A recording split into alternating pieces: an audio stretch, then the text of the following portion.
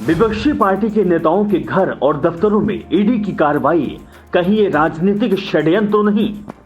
विपक्षी नेताओं के घर और गाड़ी से बरामद नोटों की गड्डियां, जिसको गिनने के लिए मशीन तक मंगानी पड़े, कहीं ये चुनावी मुद्दा के लिए तो नहीं। विपक्षी दल अभी सोच में और पीएम मोदी ने 2024 के लिए चला दिया ब्रह्मास्त्र, ईडी को फ्री हैंड छोड़ा। लोकसभा चुनाव 2024 में क्या काला धन फिर से बनेगा मुद्दा? चिल्लाता और गिड़गिड़ाता रहा विपक्ष, सामने कई सवाल जिसका अब तक नहीं मिला सरकार से कोई जवाब। लोकसभा चुनाव में अभी वक्त है, लेकिन तैयारी शुरू है, खासकर बीजेपी की ओर से।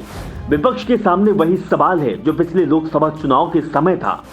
इन सब के बीच एक सवाल ये भी है कि आखिर बीजेपी किस मुद्दे को लेकर आगे बढ़ेगी। प्रधानमंत्री मोदी की ओर से क्या कोई बड़ा फैसला होगा? कोरोना जैसी महामारी से निपटने के लिए भारत में अधिक से अधिक लोगों को वैक्सीन लगाई गई। रूस यूक्रेन युद्ध का असर भारत पर कम से कम पड़ा है। सरकार की यह एक बड़ी उपलब्धि है, लेकिन क्या सिर्फ इसी के सहारे बीजेपी चुनावी मैदान में जाएगी? शायद ऐसा नहीं है। एक ऐसा मुद्दा जिससे लोगों की भावनाएं अधिक से अधिक जुड़ी होकर, खासकर गरीब और मध्यम वर्ग से। इस तरह पर बीजेपी आगे बढ़ चुकी है। इस वक्त ईडी शब्द की गूंज राजनीतिक गलियारों में सबसे अधिक सुनाई पड़ रही है। बंगाल में अभी नोटों की गड्डी देखकर लोगों का मुंह खोला का खुला ही रह गया। मेहनत मजदूरी करके कैसे भी घर चलाने वाले लोग जब ऐसी तस्वीर देखते हैं तो उनके सामने यही बड़ा सवाल खड़ा होता है कि आखिर इतना पैसा कहां से आया। इसके साथ ही ईडी की कार्रवाई महाराष्ट्र से शुरू हुई है। विपक्ष की ओर से ये कहा जा रहा है कि सरकार जानबूझकर निशाना बना रही है। हालांकि पब्लिक ये भी देख रही है कि ऐसे लोग भी पकड़े जा रहे हैं जिनके पास अकूत दौलत है। चुनाव में मुद्दा कुछ भी हो सकता है, लेकिन लोगों की भावनाएं भी ऐसे मुद्दों से जुड़ी होती है।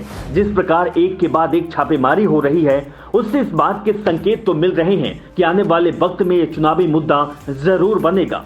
ये दोनों मुद्दे ऐसे थे जिसको लेकर दूसरे दल भी भारतीय जनता पार्टी पर निशाना साधते थे।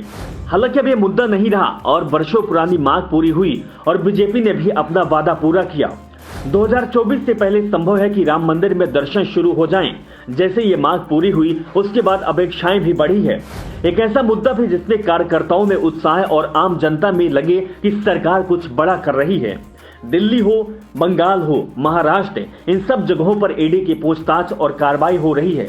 भ्रष्टाचार के प्रति जीरो टॉलरेंस नीति, प्रधानमंत्री की वो बात जिसको लेकर पार्टी आगे बढ़ेगी। ईडी इस प्रकार सक्रिय है जिसको लेकर विपक्षी दल के नेता भयभीत हैं। ईडी का मसला सुप्रीम कोर्ट भी पहुंचा, लेकिन यहां भी ईडी की शक्तियां किसी प्रकार कम नहीं हुई। इसको लेकर कई विपक्षी दलों ने सवाल भी खड़े किए। ईडी की छापेमारी एक के बाद एक जगहों पर जारी है। ईडी की कार्रवाई के बाद दिल्ली के मंत्री सत्येंद्र जैन हिरासत में हैं। इस कड़ी में महाराष्ट्र और शिवसेना के बड़े नेता संजय राउत का भी नाम जुड़ गया है। कांग्रेस अध्यक्ष सोनिया गांधी और राहुल गांधी से लगातार ईडी की पूछताछ चल रही है। उनके दफ्तर को सील किया जा रहा है। विपक्ष की ओर से यह भी कहा जा रहा है कि जानबूझकर निशाना बनाया जा रहा है। वही बंगाल का मामला भी है जिस पर जवाब देते नहीं बन रहे हैं। इसकी चर्चा सब जगह हो रही है।